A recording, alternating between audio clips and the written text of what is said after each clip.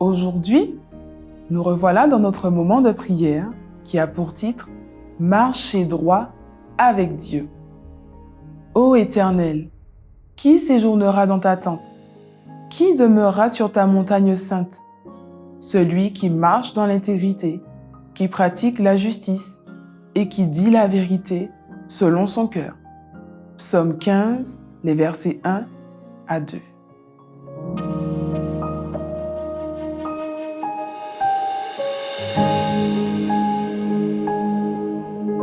Notre devoir consiste à présenter les principes de la vérité aux gens du monde et à laisser ces principes agir dans les cœurs.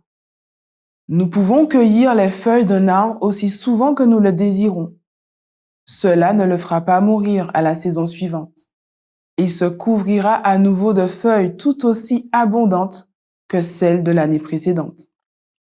Mais si nous abattons cet arbre à la racine, en le frappant avec une cognée, non seulement ses feuilles se détacheront d'elles-mêmes, mais l'arbre périra. Ceux qui acceptent la vérité par amour pour elle mourront au monde et deviendront doux et humbles de cœur, comme leur divin maître. Dès que le cœur se transformera, ils mettront leurs vêtements, leur conversation, leur vie en harmonie avec la parole de Dieu. Nous avons tous besoin de nous humilier sous la puissante main du Seigneur.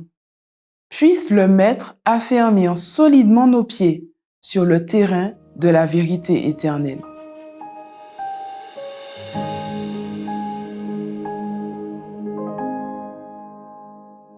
L'influence transformatrice de la vérité sanctifie l'âme.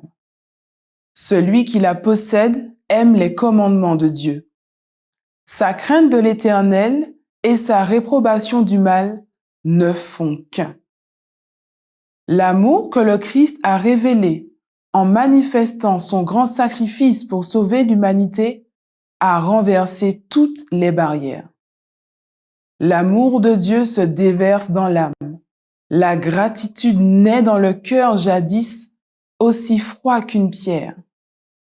Le Christ crucifié, le Christ, notre justice, s'empare des êtres et les amène à la repentance. Ce sujet est si simple que les enfants peuvent se l'approprier.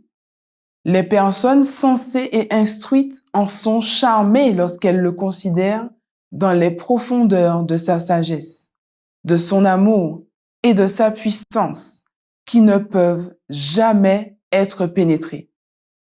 Il faut que nous présentions cette vérité précieuse aux gens qui sont enchaînés par le péché. Que tous voient que le Christ a été immolé pour leur transgression et qu'il désire les sauver. Souvenons-nous qu'il faut des plumes inspirées et des paroles sanctifiées. Quand nous, peuple de Dieu, vivrons comme l'Éternel le désire, nous verrons son esprit agir profondément.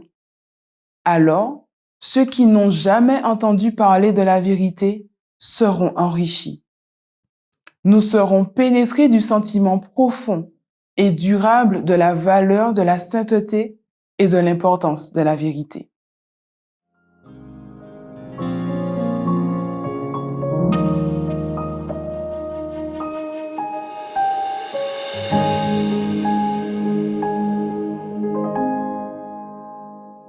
Priez pour que nous puissions demeurer dans le tabernacle de Dieu, que nous habitions sur sa sainte montagne et que nous marchions dans la droiture, que nous fassions son œuvre avec justice et que nous disions la vérité.